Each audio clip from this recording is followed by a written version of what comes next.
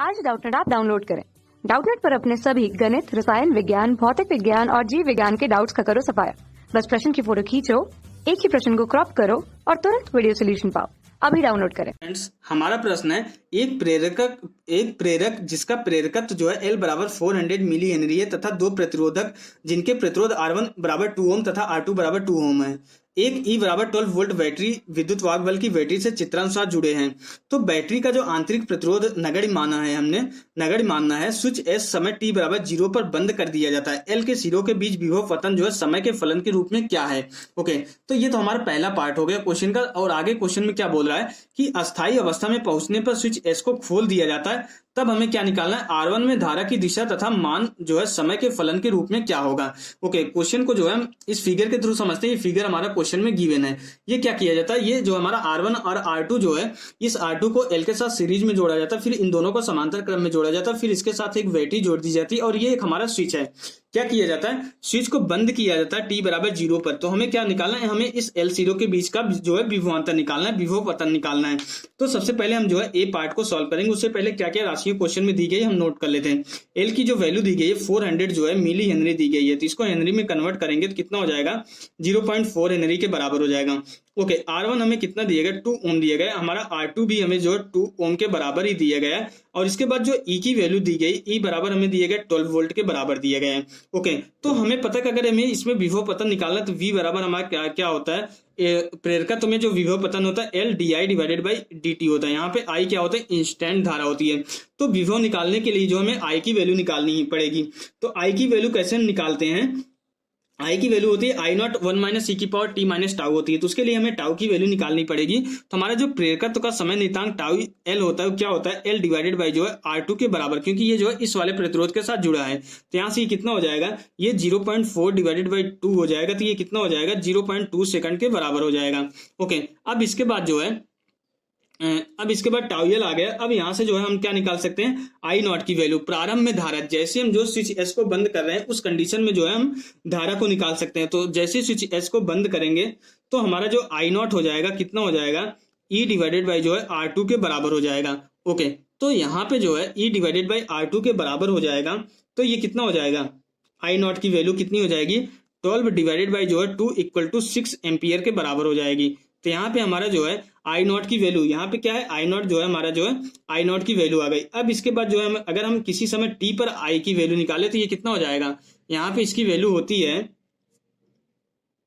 Okay, तो यहाँ से जो है हमारा प्रेरकत्व के लिए जो आई टी आता है, आई टी हमारा क्या होता है, ये होता है आई नॉट 1 माइनस ई की power minus T divided by tau के बराबर होता है। तो यहाँ से हमारा आई टी क्या हो जाएगा, आई नॉट हमारा 6 आया है, 1 माइनस टी की वैल्यू क्या दी जा रही है, यहाँ पे जो है समय के फलन के रूप में ही निकालना है। तो ये t डिवाइडेड बाई जो है टाउ की वैल्यू कितनी है, 0.2 के बराबर है। तो इसको जब हम सरल करते हैं तो यहाँ से जो हमारा आई टी की वैल्यू आ जाती है, कितनी आ जाती है, इक्वल टू 6 1 माइनस ई की पावर माइनस 5t के बराबर आ जाती है। एक्चुअली मैंने यहाँ पे ये क्या किया है, उसी सर्किट को जो दो पार्ट में तोड़ दिया है। एक इसके साथ ये समांतर क्रम में और जो है उतना ही वोल्टेज जो इसके साथ समांतर क्रम में लग रहा है। तभी हम इस सर्किट की बात कर रहे हैं। यहाँ पे हमने आई टी की वैल्यू निकाल ली, तत्कालिक धारा निकाल ली। अब अगर हम इसमें विभव पतन निकालना चाहें तो विभव पतन हमारा क्या हो जाएगा, विभव पतन हमारा हो जाएगा V बराबर हो जाएगा हमारा L di divided by dt के बराबर हो जाएगा। ओके, अगर V बराबर हमारा क्या हो जाएगा, L di divided by dt। अगर हमारा जो L की वैल्यू कितनी आई है, L की वैल्यू कितनी आई है क्वेश्चन में, 0.4 के बराबर आई है। और हमारा जो IT क्या है, इंटू 6, सॉरी ये कितना हो जाएगा, di डिवाइडेड बाई dt है। तो इसका di डिवाइडेड बाई dt लेंगे, ये तो 6 का 6 ही रहेगा, इंटू हमारा क्या हो जाएगा 1 का, तो हमारा समाकलन 0 हो जाएगा। e की पावर माइनस 5t क्या हो जाएगा, e की पावर माइनस 5t इंटू 5 आएगा हमारा, इंटू 5 और माइनस साइन से कट जाएगा। तो ये 5 इंटू ई की पावर माइनस 5t के बराबर हो जाएगा। तो ये कितना हो जाएगा, 6 5 जो है 30 हो जाएगा और 4 से मल्टीप्लाई करेंगे तो कितना आ जाएगा, 12 आ जाएगा। तो हमारा यहाँ पे 12 ई की पावर माइनस 5t के बराबर हो जाएगा। तो जो हमारा विभव पतन होगा, इस प्रेरकत्व के सिरों के बीच हमारा जो विभव पतन होगा V बराबर जो है आएगा 12 ई की पावर माइनस 5t। एक क्वेश्चन यहाँ पे हमारा कंप्लीट हो जाता है। अब दूसरे क्वेश्चन में हमें क्या निकालना है, इस R1 में जो है धारा की दिशा हमें बतानी है और जो है दिशा और मान जो है हमें क्या बताना है, समय के फलन के रूप में। तो ये कब बताना है, जब हमारा जो है अस्थायी अवस्था में पहुंच जाता है और जो हम स्विच एस को जो ओपन कर देते हैं, मीन्स हमारा क्या हो जाता है, एक्चुअली क्या हो जाएगा, जब ये अस्थायी अवस्था में पहुंच जाएगा तो उसके बाद क्या हो जाएगा, स्विच एस को अगर हम ओपन कर देंगे तो सिर्फ हमारे ये क्या हो जाएगा, एल आर सर्किट हो जाएगा। R1 और R2 दोनों श्रेणी क्रम हो जाएंगे, ये तीनों के तीनों श्रेणी क्रम में होके जो है एक जो हमारा सर्किट कंप्लीट करेंगे। ओके, सेकंड पार्ट में हमें यही बोला जा रहा है, जब ये पूरा अस्थायी अवस्था में पहुंच जाता है उस कंडीशन में हम स्विच को खोल देते हैं तो हमारे क्या हो जाएगी, ये हमारा एल आर सर्किट हो जाएगी। हमें क्या निकालना है, R1 में जो धारा की दिशा और जो है हमें मान निकालना है। ओके, तो जैसे ही स्विच को ओपन किया जाएगा, खोल दिया जाएगा, तो क्या करेगा, धारा में परिवर्तन का विरोध करेगा हमारा प्रेरकत्व। तो उस कंडीशन में अगर हम क्या निकालेंगे, हम सबसे पहले निकाल लेते हैं, हमें क्या निकालना है, हमें धारा निकालनी है। तो धारा का मान निकालना है और हमें क्या निकालनी है, दिशा निकालनी है, और दिशा को धारा का मान जो है समय के फलन के रूप में निकालना है।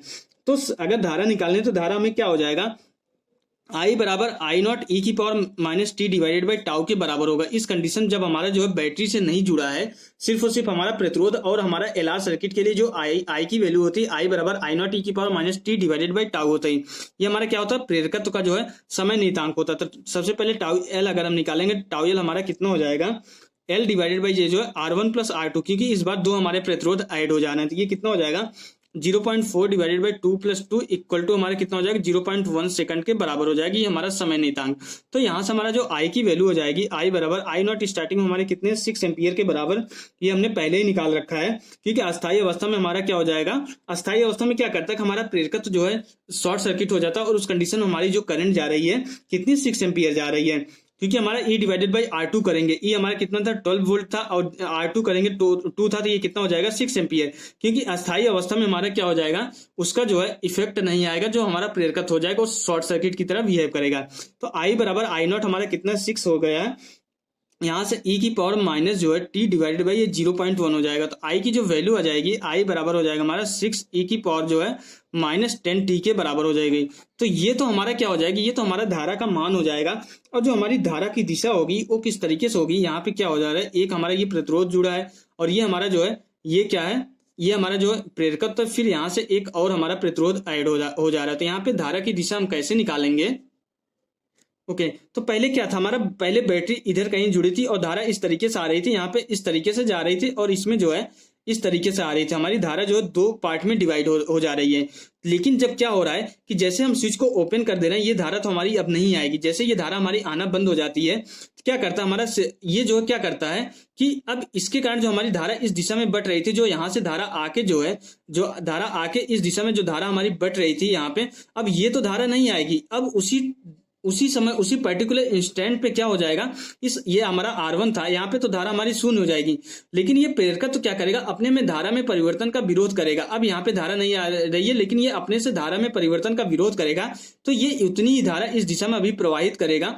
तो यहाँ पे ये धारा किस दिशा में हमारी प्रवाहित होगी, दक्षिणावर्त दिशा में हमारी जाएगी। तो हमारी जो धारा की दिशा होगी किस दिशा में होगी, दक्षिणावर्त दिशा में होगी। तो यहाँ पे हमें दूसरे कंडीशन में धारा का मान और धारा की दिशा निकालनी थी। हमारे जो दूसरे कंडीशन में धारा का मान 6 E की पावर माइनस 10 T समय के फलन के रूप में निकालना था, और जो हमारी दिशा आएगी दक्षिणावर्त दिशा आएगी। तो ये हमारे यहाँ पे क्वेश्चन कंप्लीट हो जाता है। Okay, thank you. कक्षा 6वीं से 12वीं से लेकर नीट, IIT, JEE वो एडवांस के लेवल तक 1 करोड़ से ज्यादा छात्रों का भरोसा। आज ही डाउनलोड करें डाउटनेट ऐप या व्हाट्सएप करें अपने सारे डाउट्स 8400 400 400 पर।